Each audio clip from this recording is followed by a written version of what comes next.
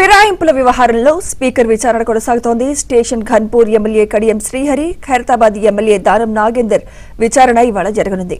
Speaker ఎదుట తుది వాదనలు జరగనున్నాయి. లిఖితపూర్వకంగా నివేదికలు సమర్పించాలని ఇప్పటికే ఇరు వర్గాలకు స్పీకర్ గడ్డం ప్రసాద్ సూచించారు. కడియం శ్రీహరి విచారణకు హాజరయ్యారు.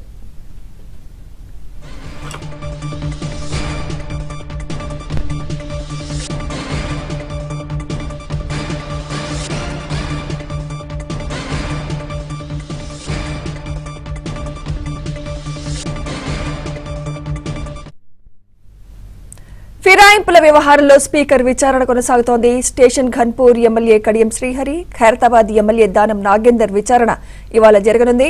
స్పీకర్ ఎదుట తుది వాదనలు జరగనున్నాయి. లిఖితపూర్వకంగా నివేదికలు సమర్పించాలని ఇప్పటికే ఇరు వర్గాలకు స్పీకర్ గడ్డం ప్రసాద్ సూచించారు. కడియం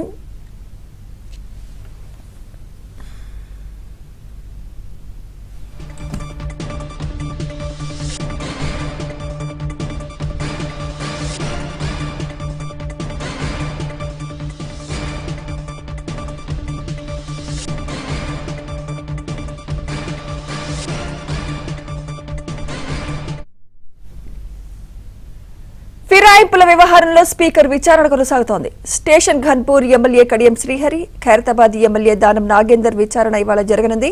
స్పీకర్ ఎదుట తుది వాదనలు జరగనున్నాయి. లిఖితపూర్వకంగా నివేదికలు సమర్పించాలని ఇప్పటికే ఇరు వర్గాలకు స్పీకర్ గడ్డం ప్రసాద్ సూచించారు. ప్రస్తుతం విచారణకు కడియం శ్రీహరి హాజరయ్యారు. ఇదే అంశంపై మరింత సమాచారం మా ప్రతినిధి సిద్ధార్థ్ అందిస్తారు. సిద్ధార్థ్. ఫిరాయింపు ఎమ్మెల్యేల కేసు తుది దశకు వచ్చింది. ఈ రోజు చివరి రోజుగా చెప్పుకోవచ్చు. ఈ రోజు విచారణకి రెండు వర్గాల వారిని స్పీకర్ ఆహ్వానించారు. 2:30కు ఈ రోజు ఓరల్ ఆర్గ్యుమెంట్స్ జరుగుతాయి. దానం నాగేందర్, కడియం శ్రీహరి వీళ్ళిద్దరికి సంబంధించినటువంటి విచారణ ఇంకా కొనసాగుతుంది. మొత్తం 10 మంది ఎమ్మెల్యేల పైన ఫిరాయింపు ఆరోపణలు రాగా 8 మందికి విచారణ జరిపారు. 8 మందికి క్లీన్ చిట్ ఇచ్చారు స్పీకర్. ఇక దానం నాగేందర్, కడియం శ్రీహరికి సంబంధించినటువంటి అంశం ఈ రోజుతో ముగుస్తుంది. ఇక ఈ రోజు ఓరల్ ఆర్గ్యుమెంట్స్ విన్న తర్వాత ఈ రోజు జడ్జిమెంట్ ఇస్తారా లేదంటే 2 రోజుల తర్వాత జడ్జిమెంట్ ఇస్తారా అనేది చూడాలి. అయితే మొత్తం 10 మంది ఎమ్మెల్యేలలో 8 మందిది ఒక కేసు అయితే ఈ ఇద్దరిది కొత్త ప్రత్యేకమైన కేసుగా భావించవచ్చు. సో కడియం శ్రీహరి తన కూతురు కడియం కావ్య నామినేషన్ పత్రంలో ప్రపోజర్ గా ఆయన సంతకం పెట్టాడు.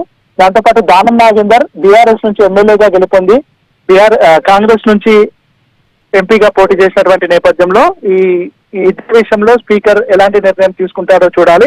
బీఆర్ఎస్ పార్టీ మాత్రం వీళ్ళిద్దరిపైన ఖచ్చితంగా అనర్హత పడుతుంది.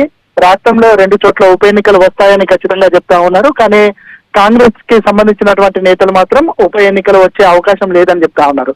బయట టెక్నికల్ గా ఎలాంటి ఇన్సిడెంట్స్ జరిగినప్పటికీ వీళ్ళు విచారణకు వచ్చినప్పుడు కన్ఫెషన్ గా తాము బీఆర్ఎస్ పార్టీలోనే ఉన్నామని పదే చెప్తా ఉన్నారు. కాంగ్రెస్ పార్టీలో చేరలేదు, బీఆర్ఎస్ పార్టీ తమను సస్పెండ్ చేయలేదు అనే విషయాన్ని దానం నాగేందర్ గాని కడియం శ్రీహరి గాని చెప్తా ఉన్నారు. టెక్నికల్ గా బయట ఎలాంటి విషయాలు జరిగినా ఎలాంటి ఇన్సిడెంట్స్ జరిగినా స్పీకర్ కార్యాలయంలో విచారణ జరుగుతున్నప్పుడు వీళ్ళు మాత్రం తాము బీఆర్ఎస్ లోనే ఉన్నాము, పార్టీ మారలేదనే విషయాన్ని చెప్తున్నారు. కాబట్టి స్పీకర్ కూడా ఇదే విషయాన్ని పరిగణలోకి తీసుకునే అవకాశం ఉంది. ఇక స్పీకర్ ఎలాంటి నిర్ణయం తీసుకుంటారో ఈ రోజు చెప్తారా లేదంటే 2 రోజుల తర్వాత జడ్జిమెంట్ ఇస్తారా చూడాలి. Thank you Siddharth.